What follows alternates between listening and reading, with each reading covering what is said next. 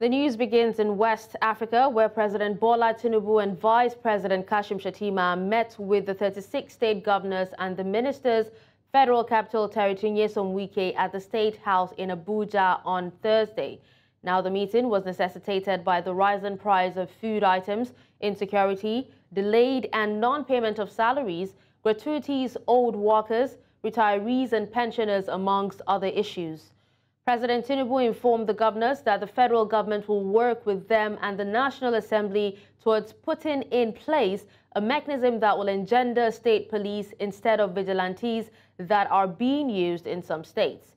On the rising cost of food, the president advised against the idea of food importation and price control when local food producers should be encouraged to produce more food. Earlier, we were joined on the news by Francis Chilaka, political analyst, social commentator. I cannot talk of local food production when there's, high rate of insecurity in the land.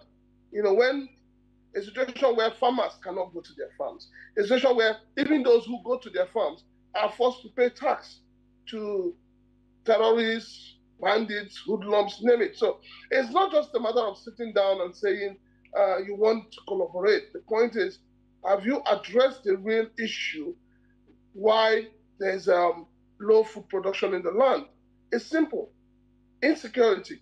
Government should tackle insecurity headlong. Once they do that, I'm sure every other thing will fall in place.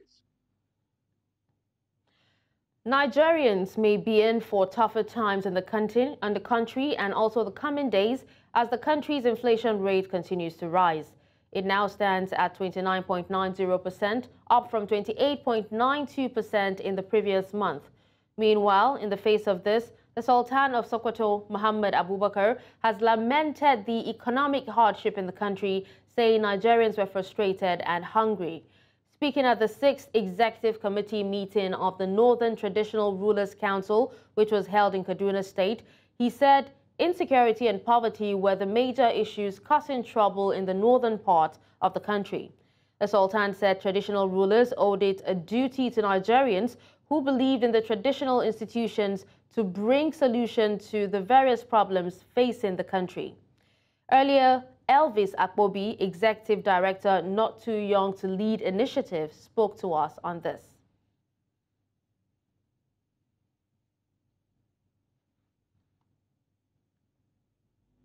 We didn't elect anybody to come and give us excuses. We elected people to come and solve the problems of Nigeria. So it's quite unfortunate we are facing this. Mostly my generation is facing this, and most of these policies, they are being made, these fake policies that are being made and have gotten us here are from people who enjoyed their youthful days, people who after they left school, they got good job, people who didn't even need to have the right surname to have a better life. They are now making fake policies, policies that are making Nigerians escape Nigeria, policies that are making Nigerians give up on Nigeria. I wonder if we continue in this trajectory in the next 1 year. I'm afraid to say it's my boomerang, because the average Nigerian today can barely feed. For a country that is blessed with rich human and natural resources, but failed leadership, we should expect worse if. The Nigerian Association of Road Transport Owners have threatened to embark on a nationwide strike over what they described as high operational costs engineered by rising inflation rates in the country. NATO, the umbrella body of all commercial transport owners and operators in Nigeria that are engaged in the business of moving goods, passengers and petroleum products from one place to another throughout the country and in the West African sub-region. President of the association, Yusuf Othman, said his members could no longer meet up with the delivery of petroleum products as operational costs currently outweigh earnings. He explained that what marketers currently pay NATO members to load and deliver one truck of 40,000 liters of petroleum products is 1,320 naira per trip, while the actual expense sits at over 1 million naira per trip. And now to politics. Election stakeholders have called for the establishment of a specialized election court that will handle all pre- and post-election disputes to enable their timely resolutions. They say with the increasing number of litigations recorded from the 2023 general elections, there is a need to improve the process and amend the nation's Electoral Act so as to reduce the time election tribunals take to resolve disputes. Our correspondent Idong Joseph reports. Election litigations have become a regular feature in Nigeria's election cycle. This usually spans over disagreements with the conduct of party primaries to the election proper, including methods adopted for the declared results. And drawing from the 2023 general elections, about 1,209 petitions were filed by candidates and political parties challenging the entire electoral process. One organization which has monitored the 2023 general elections disputes says that there has been an upsurge in petitions over grievances against the process, but expressed concerns over the delay in resolving the disputes at the courts.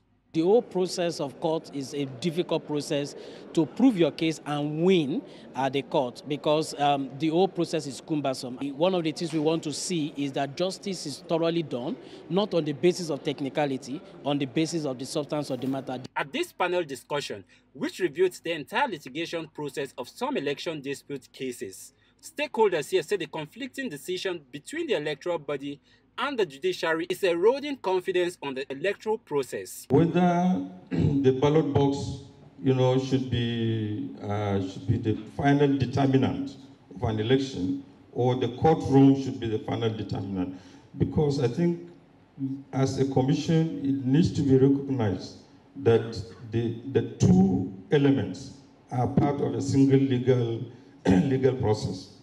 If they say it was not issued by them, he wins.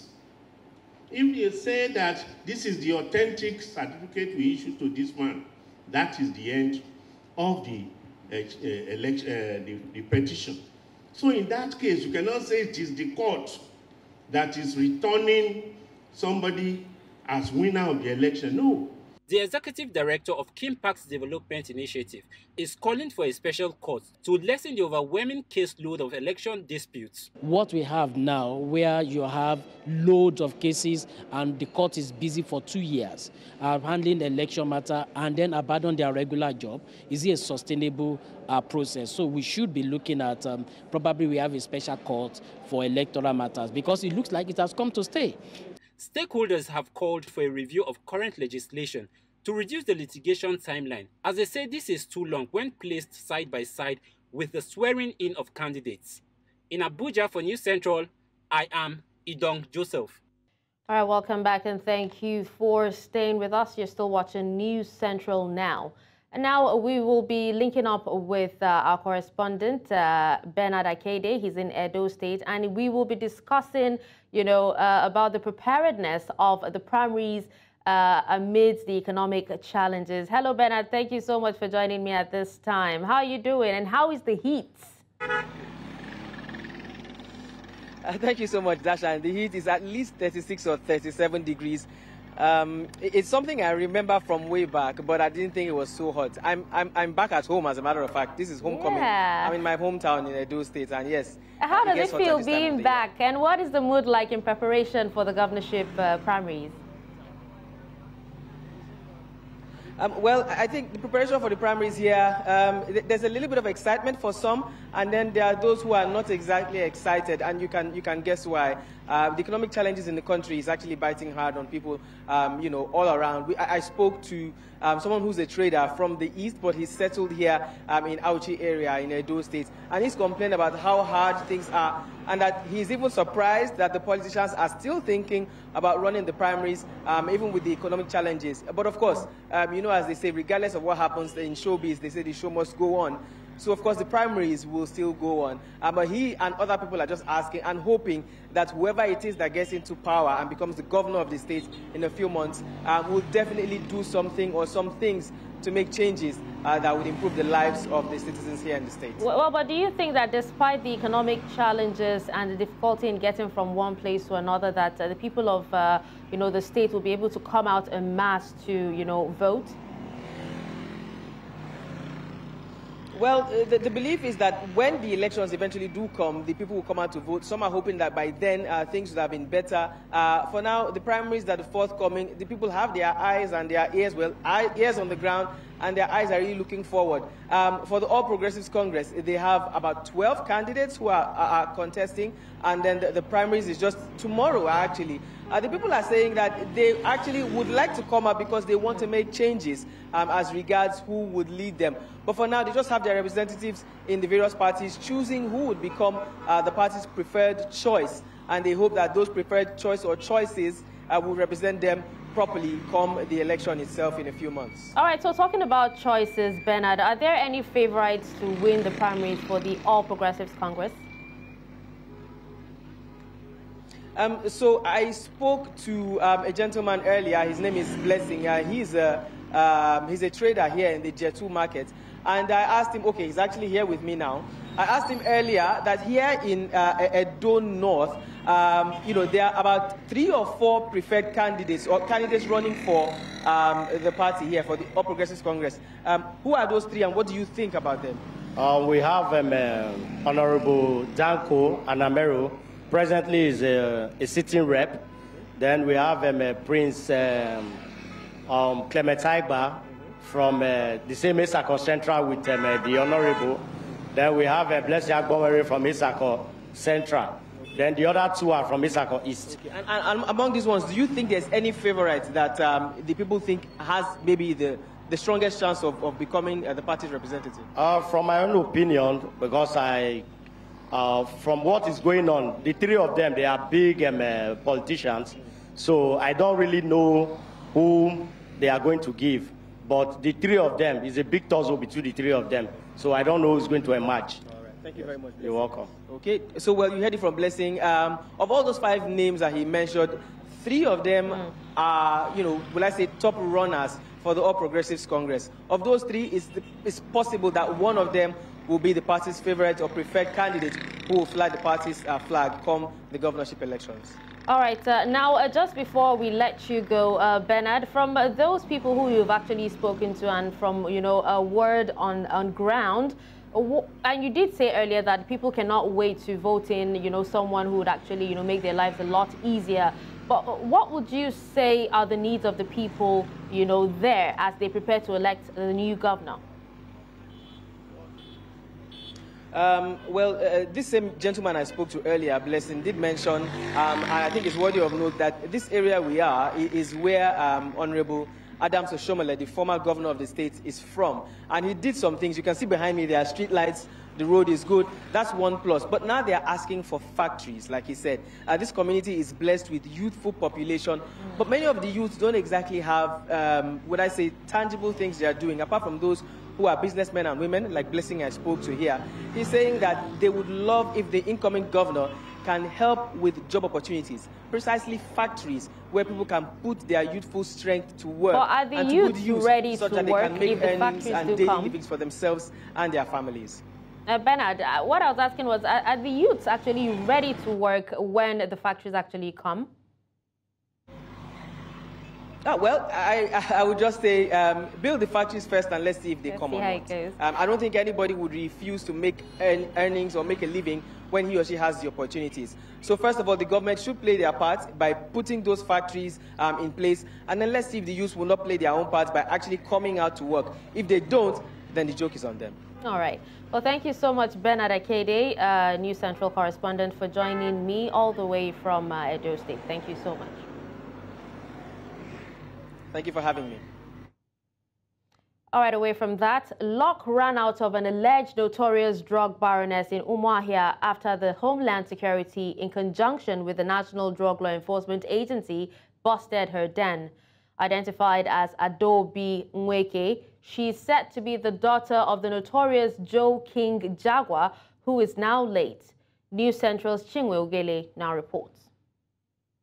The raid, which lasted for hours between Wednesday, the 14th of February to Thursday, the 15th of February 2024, in her father's house, saw to the recovery of some exhibits which included substances believed to be narcotics, sums of money, among other items.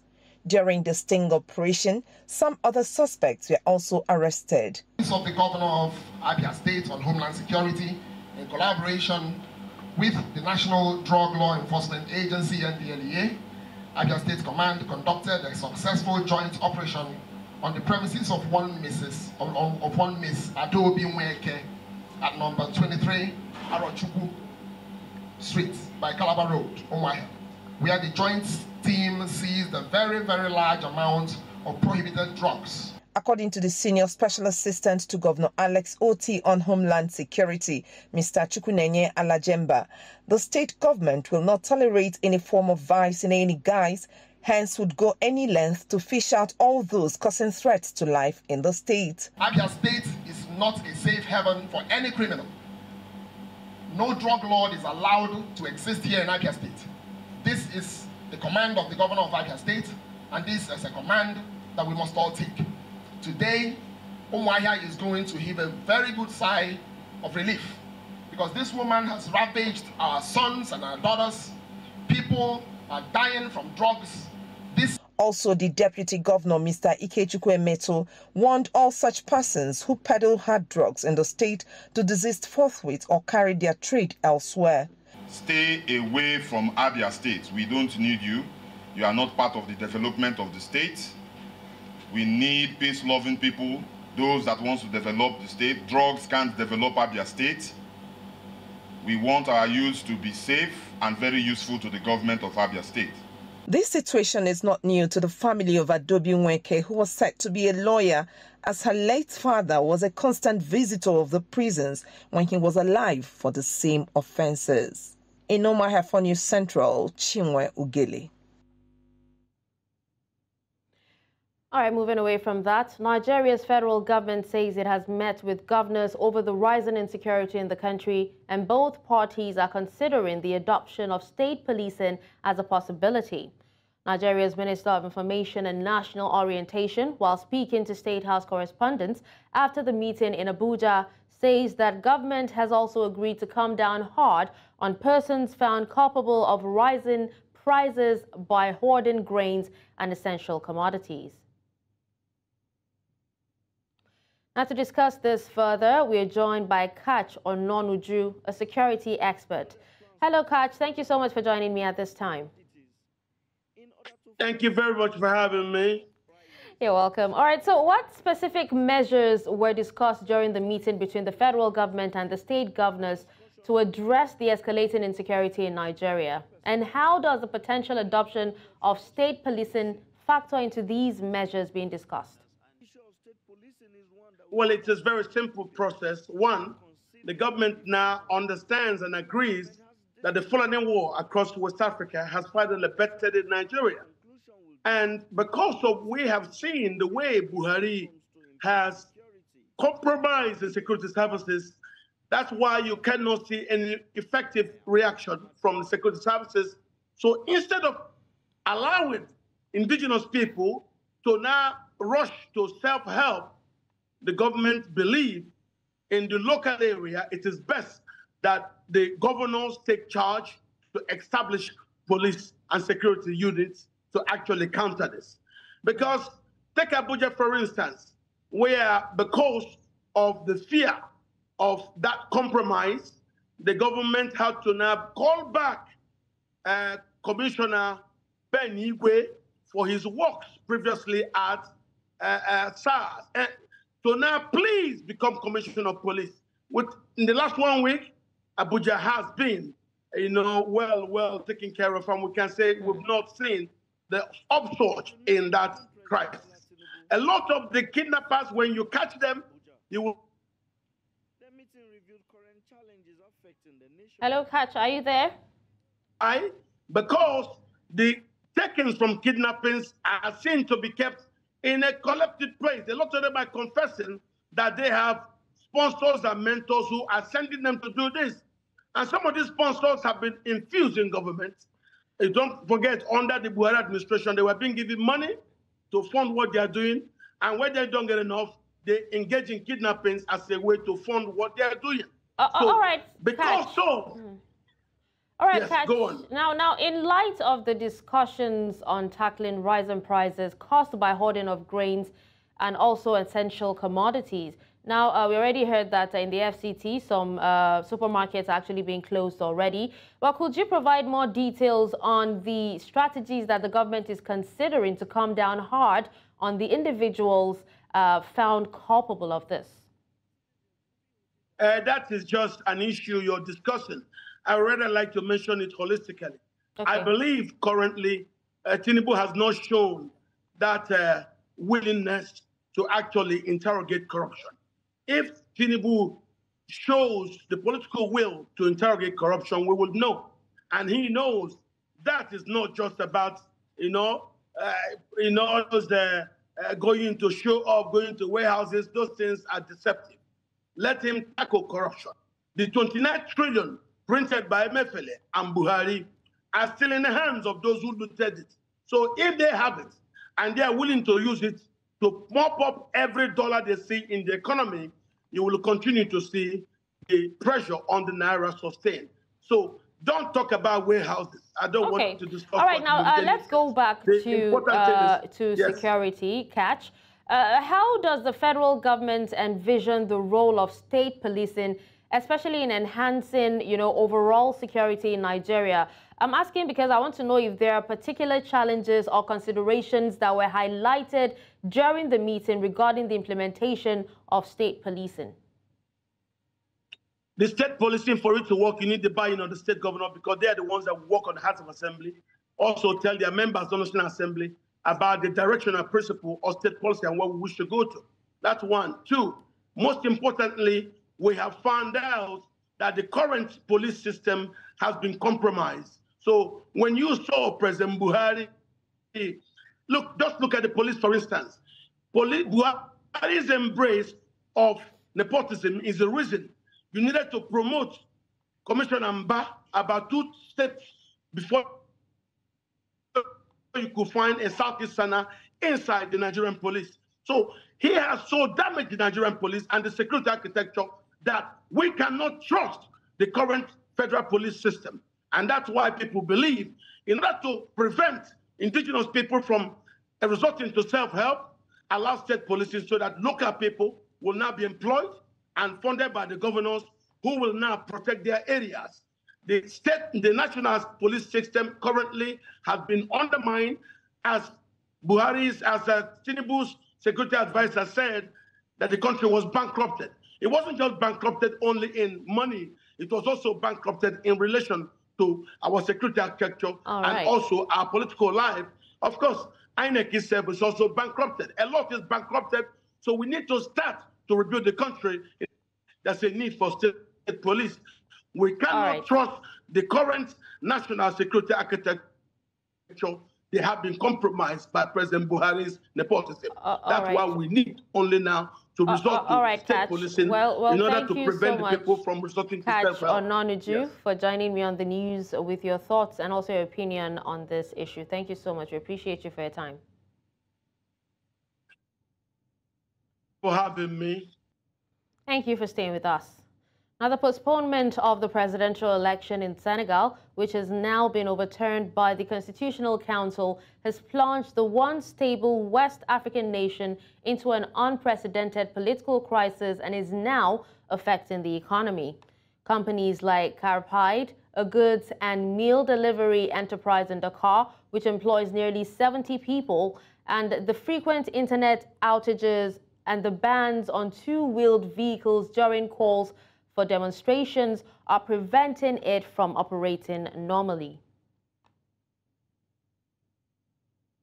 97% de l'économie entre les mains du secteur informel. Et quand on déclare une journée morte, c'est-à-dire que l'économie informelle ne va pas être active. Et si l'économie n'est pas active, les conséquences, c'est dans les maisons. Parce que les fonctionnaires peuvent recevoir des salaires mensuels, mais ceux qui sont dans l'informel vivent de l'activité économique. L'économie n'aime pas l'incertitude. Maintenant, on ne sait pas ce qui va se passer au Sénégal au mois d'avril, au mois de mai, au mois de juin. Qui va investir dans une économie qui subit une instabilité politique et on ne sait pas quand est-ce que cette stabilité-là va trouver une solution. Donc, les IDE vont attendre pour qu'il y ait une visibilité. Et je pense qu'il appartient aux hommes politiques de nous apporter cette réponse. Chaque fois qu'il y a des événements, le préfet de Dakar soit des arrêtés pour interdire aujourd'hui la circulation de motos. Et vraiment, ça a un impact négatif par rapport à notre travail parce que nous utilisons des motos, on va dire presque c'est 95% de notre chiffre. Parce que les véhicules, on a peut-être 3 ou 4, mais 80% du chiffre d'affaires viennent des motos. Alors quand on arrête les motos, c'est-à-dire c'est un chiffre d'affaires à zéro. Aujourd'hui, rien que pour nous appeler, il faut qu'on ait Internet. Parce que comme vous le voyez ici, vous ne voyez pas des lignes fixes qu'on a installées. C'est-à-dire aujourd'hui, on utilise, comme je dis, la nouvelle technologie. On a des appareils aujourd'hui, quand on appelle sur le 33, ça va sonner sur nos téléphones portables, ça sonne sur nos ordinateurs. Dès qu'on n'a pas la connexion, c'est-à-dire même le client ne peut pas nous joindre. Les motos sont géolocalisées. C'est-à-dire aujourd'hui, les livreurs, on ne peut pas savoir qui est le plus proche pour lui donner une livraison. Il ne peut pas recevoir la livraison sur son téléphone parce qu'il n'a pas de connexion. Dans le climat politique, ce qui est en train de se passer. Mais aujourd'hui, nous avons des clients qui sont en dehors, qui doivent nous envoyer des produits, nous avons d'autres choses, mais ils s'inquiètent. Parce que des clients avec qui on travaille déjà nous appellent tous les jours. Ah, est-ce que ça se passe bien? C'est-à-dire on sent l'inquiétude par rapport aussi à leur marchandise. Now in the Rainbow Nation, authorities say 7,710 people were murdered in South Africa between 1st October and 31st December 2023. This represents an increase of 155 murdered people for the same period during the previous year. Police Minister Bekisile made this known on Friday when he released the third quarter crime statistics, which cover last year's festive season period. Now, Seli said 4,882 suspects were arrested for murder and attempted murder for the period in review. He commended KwaZulu-Natal, Eastern Cape and Free State provinces for being able to register a reduction in the number of people murdered during this period. As we unpack the third quarter crime statistics for the past 2 consecutive terms, we had noted a reduction in the number of murders reported. During this period, but a total of 7,000 people were murdered. It is disturbing and concerning that the number of people murdered during this period increased. This is 3 months beyond the Operation Shanela, increased by 2.1%, leading to 155 more people died, that is last 3 months. More people murdered as compared to the same period. The provinces of KwaZulu-Natal, Eastern Cape and Free State must be singled out and commended for being able to register a reduction in the number of people murdered during this period. While they may not be out of the woods yet, it is important to highlight that attention and more resources have been allocated to stations that have... 8 students in the College of Science, Engineering and Technology at the University of South Africa are back from Japan, where they traveled to gain exposure to cutting-edge science developments at Kagoshima University. Led by Professor James Chibueze, an internationally renowned astronomy expert, the exchange program enabled an exchange between students from South Africa and Japan to be well equipped in the fields of radio astronomy and astrophysics. Professor James Chibueze joins us from Gauteng for more on this. Hello, Professor. Thank you so much for joining me on the news. Thank you very much for having me. All right, so could you please share some highlights of the exchange program, to Japan's renowned university for radio astronomy and astrophysics, and what aspects or specific topics of radio astronomy and astrophysics did the students get to explore during their time in Japan? Thank you very much. The Sakura Exchange Program was funded by the Japan Space Science and Technology Agency, and the funding was provided to take students from University of South Africa to Japan, precisely to visit Kagoshima University, which corresponds to the university where I had my PhD, to do radio astronomy training and have a couple of workshops. And the specific details involves South African side bringing the experience we have from the Meerkat telescope, which is currently the largest radio astronomy instrument at centimeter wavelength, to the Japanese. while from the Japanese side, we learned experience from the VLBI, which is very long baseline interferometry, which is also a form of radio interferometry, which the Japanese are experts on. So it's more of an exchange from the South African side, bringing our experience, and also from the Japanese side, bringing their experience in VLBI. And that is what the students were engaged in. Definitely, Professor. But how did this exchange program contribute to the students' overall understanding and knowledge in the field of astronomy? So they have learned how to conduct observations using sophisticated instruments like the big radio telescope you saw in the picture there, which is a 20-meter class radio telescope. And they are now able to use very complex radio softwares to analyze the data they have acquired and make beautiful images and interpret them to understand the astrophysical concepts behind the observed data. They also did not only focus on doing radio astronomy. Of course, they had cultural exchange with the Japanese students. Some of the students tried on kimonos, which is a traditional Japanese cultural wear, and they tried many Japanese food and created a lot of connections that they will use in the future in their research and development.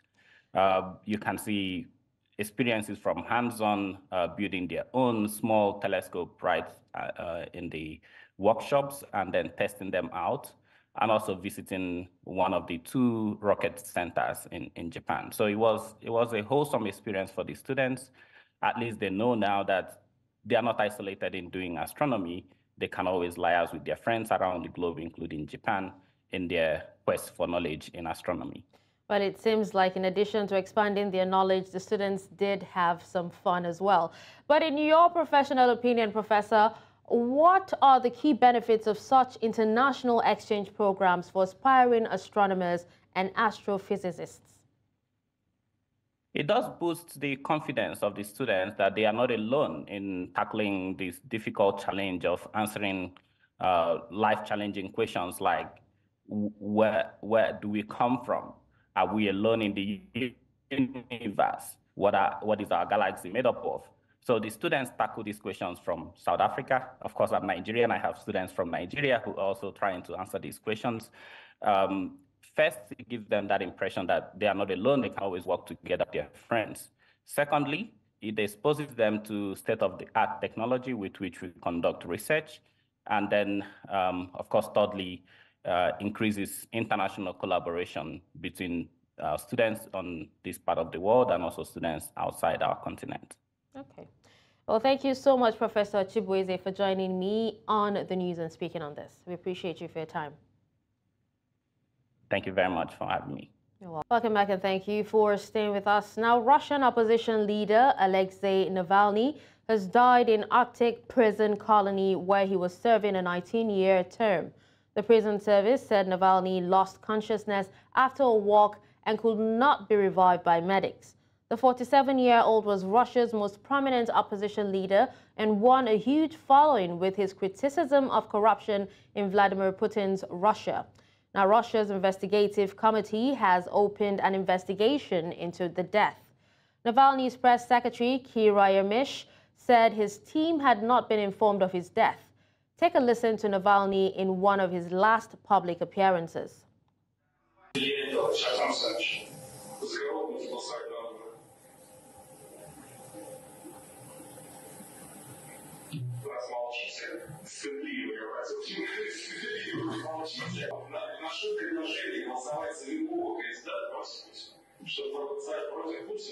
Нужно просто проголосовать за любого другого кандидата. Я просто составил список себе людей, с которыми я вообще общаюсь.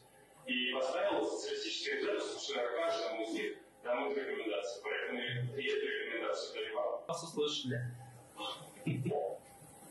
Свою маленькую агитационную программу. Now joining us now to give us more insight is our international correspondent, Afia Hagen. Afia Hagen, can you tell us who Alexei Navalny is and what's the story behind him?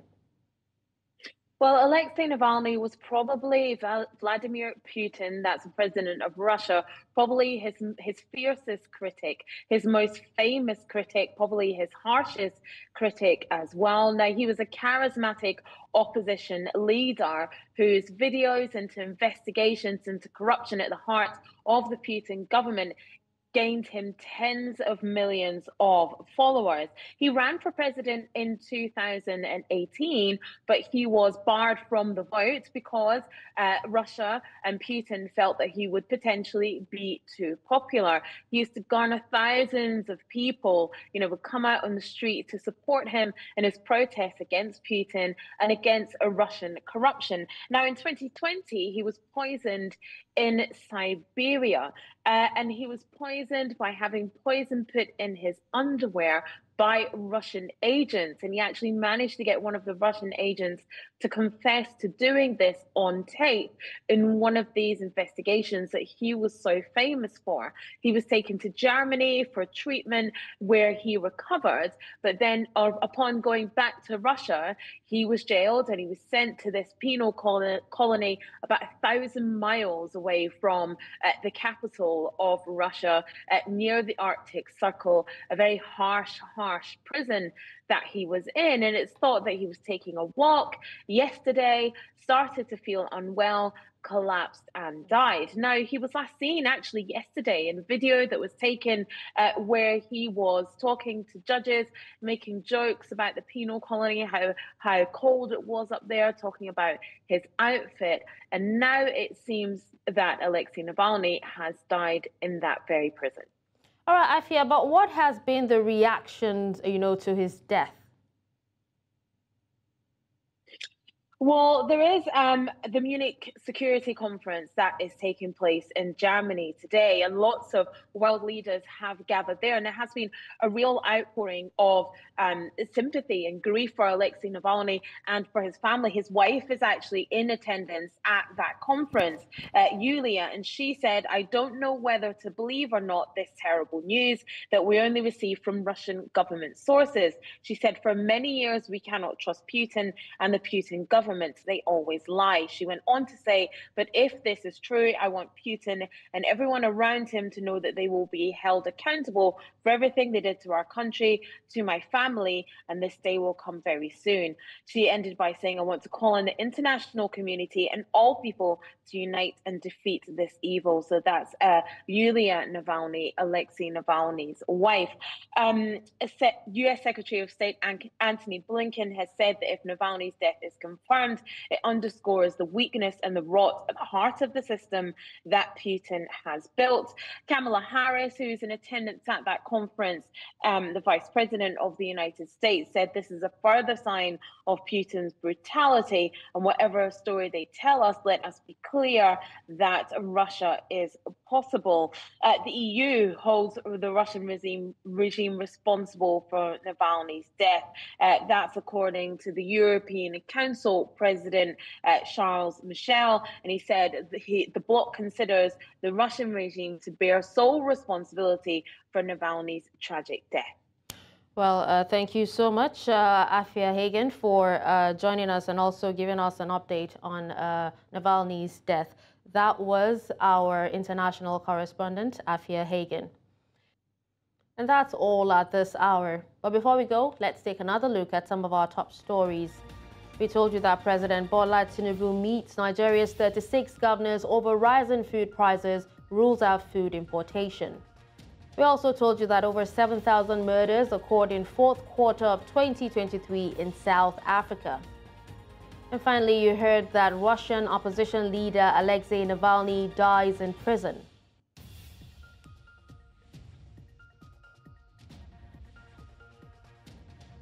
Send your eyewitness report to the WhatsApp number on the screen. Do you follow us on social media? We are at News Central TV. You can watch News Central live on DSTV channel 422, Star Times channel 274, Avo TV, and YouTube. Many thanks for watching. I'm Darshan Usman.